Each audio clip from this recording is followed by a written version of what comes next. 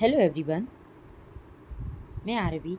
मेरे इस video channel chemistry with Aarvi में आपका फिर स्वागत करती हूँ।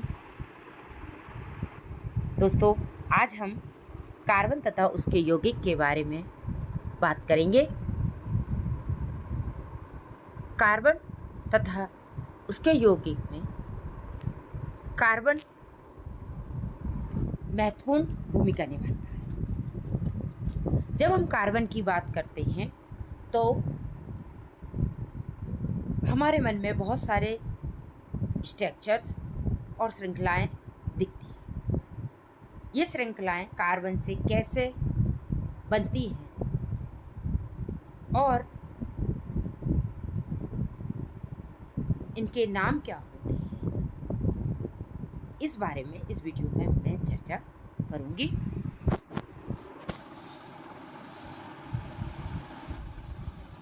कार्बन हमारे आवर्त सारणी में छठा स्थान पर है। इसका परमाणु क्रमांक 6 यानी 6 होता है।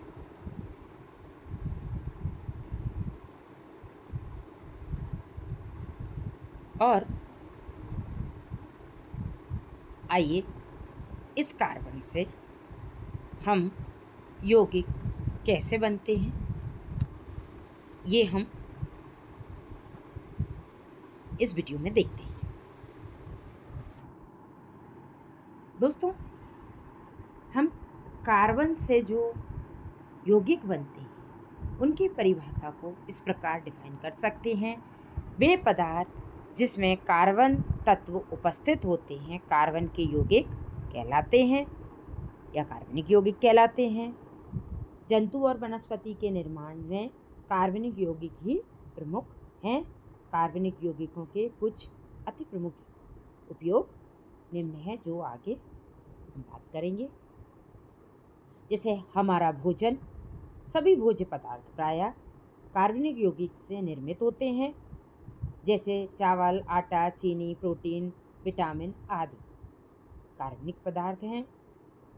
फिर हम बात करते हैं हमारे दैनिक उपयोग के पदार्थ, जैसे हमारे सूती कपड़े सेल्यूलोज के बने हैं, नायलॉन, टेरिलेन, रेयॉन आदि के कपड़े, ये सब कार्बनिक यौगिक से निर्मित हैं। पेन, स्याही, जूते आदि कार्बनिक यौगिक से ही बने हैं।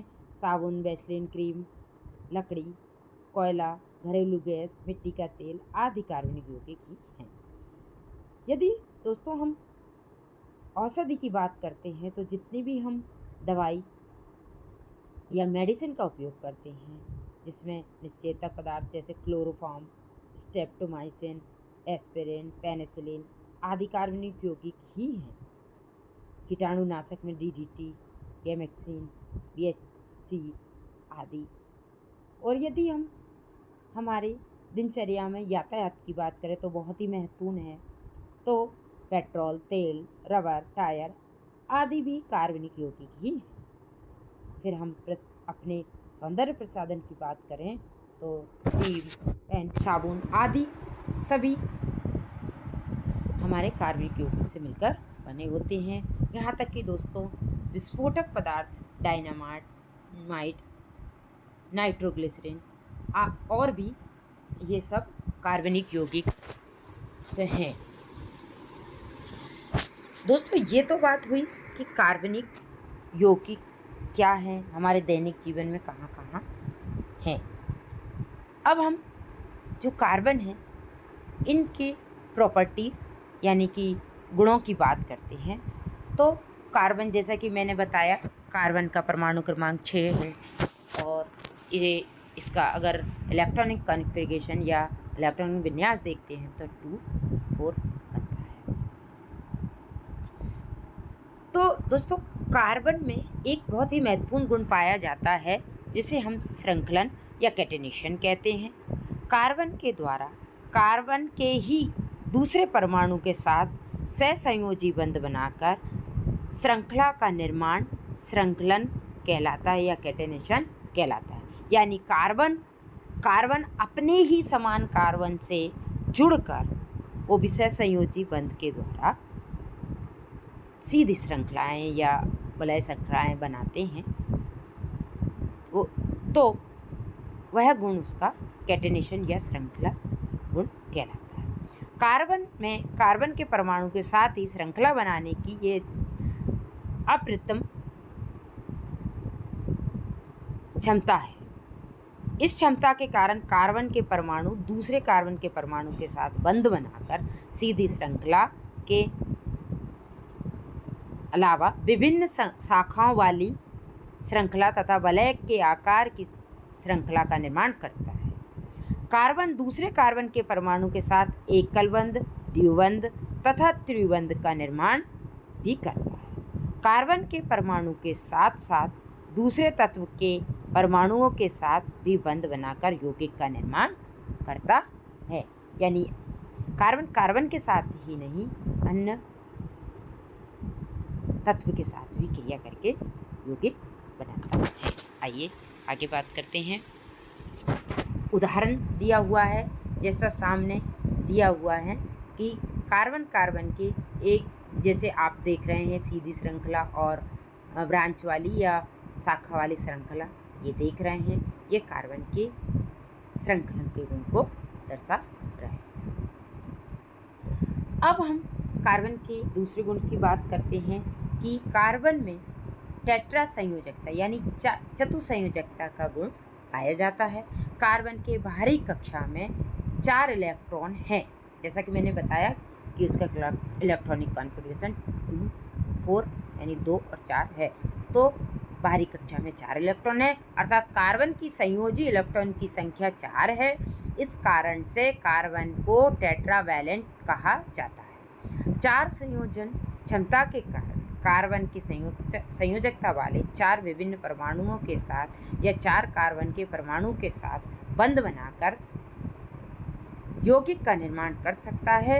कार्बन के यौगिक काफ़ी स्थायी तथा अपेक्षाकृत काफ़ी कम क्रियाशील होते हैं। जैसा कि आप एक चित्र स्क्रीन पर देख रहे हैं, ये कार्बन के परमाणु के चित्र है, जो मैंने अभी बताया कि परमाणु क्रमांक 6 और इलेक्ट्रॉनिक कॉन्फ़िगरेशन 2, 4 है। तो पहले कक्षा में 2 और दूसरे कक्षा जो बाहरी कक्षा है उसमें 4 इलेक्ट्रॉन होते हैं।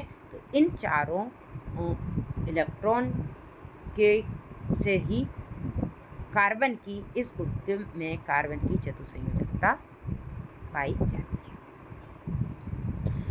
आगे बात करते हैं, अगले गुण के तरफ जाते हैं हम।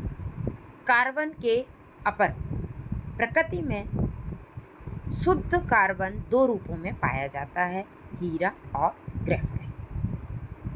जब हीरा तथा ग्रेफाइट को वायु में अत्यधिक गर्म करते हैं तो यह पूर्ण रूप से जल जाता है और कार्बन डाइऑक्साइड बनाता है। जब हीरा तथा ग्रेफाइट की समान मात्रा दहन की जाती है तब कार्बन डाइऑक्साइड की बराबर मात्रा उत्पन्न होती है तथा कोई अवशेष नहीं बचता है।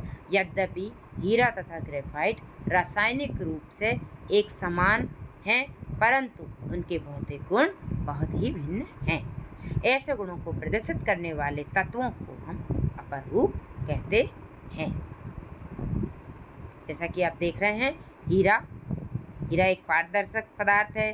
हीरे के उच्च अपवर्तनांक गुण के कारण यह चमकीले व कीमती आभूषण तथा जेवरों को बनाने में काम आया जाता है। सबसे अधिक कठोर ज्ञात पदार्थ होने के कारण केवल हीरा ही एक ऐसा पदार्थ है जो अन्य पदार्थों को पीसने तथा काटने के लिए प्रयुक्त होता है। इसका उपयोग पृथ्वी की चट्टानी परतों को वेदित करने के लिए किया जाता है। दूसरी बात हम बात करते हैं ग्रेफाइट की। ग्रेफाइट विद्युत का सुचालक होने के कारण शुष्क सेल तथा विद्युत आर्क में इलेक्ट्रोडों के रूप में उपयोग होता है। इसका उपयोग पेंसिल तथा काले रंग का पेंट बनाने में भी होता है। इस वीडियो में इतना ही। हम अगले वीडियो में आगे की बात करेंगे। Thank you.